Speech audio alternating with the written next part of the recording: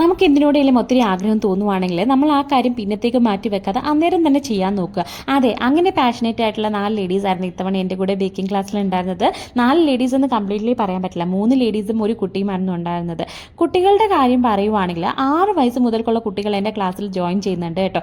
6 വയസ്സോ എന്ന് കേൾക്കുമ്പോഴത്തേക്കും നിങ്ങൾക്കും ഒരു അതിശയം തോന്നാം അല്ലേ? അതെ, 6 വയസ്സ് മുതൽക്കുള്ള കുട്ടികൾ വരുന്നുണ്ട്. ആദ്യമൊക്കെ എനിക്കും ഒരു അതിശയം തന്നെയായിരുന്നു. പിന്നെ ആയപ്പോഴത്തേക്കും എനിക്ക് അവരുടെ ആ ഒരു ഇൻട്രസ്റ്റും അവരുടെ ആ ഒരു സന്തോഷവും ഒക്കെ കണ്ടപ്പോഴത്തേക്കും എനിക്ക് മനസ്സിലായി അവർക്കും അതൊക്കെ പറ്റും. ഇന്നത്തെ കാലത്ത് മിക്കവാറും എല്ലാവരെയും അലട്ടുന്ന ഒരു പ്രശ്നമാണല്ലേ കുട്ടികളുടെ സ്ക്രീൻ ടൈം എന്ന് പറയുന്നത്. നമ്മൾ വീട്ടിൽ അല്പനേരം കുട്ടികളെയും ഒന്ന് കിച്ചണിൽ ഒന്ന് ഉൾപ്പെടുത്തി നോക്കൂ, അവരുടെ ആ ഒരു സ്ക്രീൻ ടൈമും ഒക്കെ ഒന്ന് കുറയുകയും ചെയ്യും. നമ്മൾക്കും അവർക്കും തമ്മിലുള്ള ഒരു ബോണ്ടും ഒന്ന് കൂട്ടാൻ പറ്റും. അവരും ചെറിയ ചെറിയ ജോലികൾ പഠിക്കുകയും ചെയ്യും.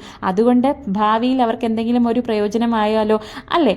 ഓക്കെ, അപ്പം നമ്മൾക്ക് ഇന്ന് ഈ ടോപ്പിക്കിനെ പറ്റി പിന്നെ ഡിസ്കസ് ചെയ്യാം. ഇപ്പം ഞാൻ ഈ ഒരു ബേക്കിംഗ് ക്ലാസ്സിനെ പറ്റി പറയാം കേട്ടോ. ബേക്കിംഗ് ക്ലാസ് ഇത്തവണ ഞാൻ വളരെ ഷോർട്ടായിട്ടുള്ള ഒരു ക്ലാസ് ആയിരുന്നു പ്ലാൻ ചെയ്തിട്ടുണ്ടായിരുന്നത്. അതായത് മെമ്പേഴ്സ് എന്ന് പറയുന്നത് ഒരു 5 മെമ്പേഴ്സ് ഞാൻ എക്സ്പെക്ട് ചെയ്തിരുന്നുള്ളൂ. കാരണം വേറൊന്നും കൊണ്ടല്ല, ഞാൻ എൻ്റെ സ്പേസിൽ വെച്ചിട്ടായിരുന്നു ഇത്തവണ ഞാൻ ബേക്കിംഗ് ക്ലാസ്സസ് കണ്ടക്ട് ചെയ്തിട്ടുണ്ടായിരുന്നത്. എൻ്റെ സ്പേസിൽ ഞാൻ ഒരു ഗസ്റ്റിനെ പോലെയോ ഒരു സ്റ്റുഡൻറ്റിനെ പോലെയോ അല്ല അവരെ ഇൻവൈറ്റ് ചെയ്തിട്ടുണ്ടായിരുന്നത്. അവരങ്ങനെ അല്ലായിരുന്നു ക്ലാസ്സിൽ ഉണ്ടായിരുന്നത്. അവരെൻ്റെ വീട്ടിലെ ഒരാളെ പോലെ, എൻ്റെ ഒരു ഫാമിലി മെമ്പറിനെ പോലെ എൻ്റെ വീട്ടിൽ വന്നു പഠിച്ചു. എനിക്കറിയാവുന്ന കാര്യങ്ങൾ ഞാൻ അവർക്ക് പഠിപ്പിച്ചു. അവർ ഫുള്ളി ഹാപ്പിയാണ്, ഞാനും ഹാപ്പിയാണ്. അവർക്ക് ഓൾ ദി ബെസ്റ്റ്.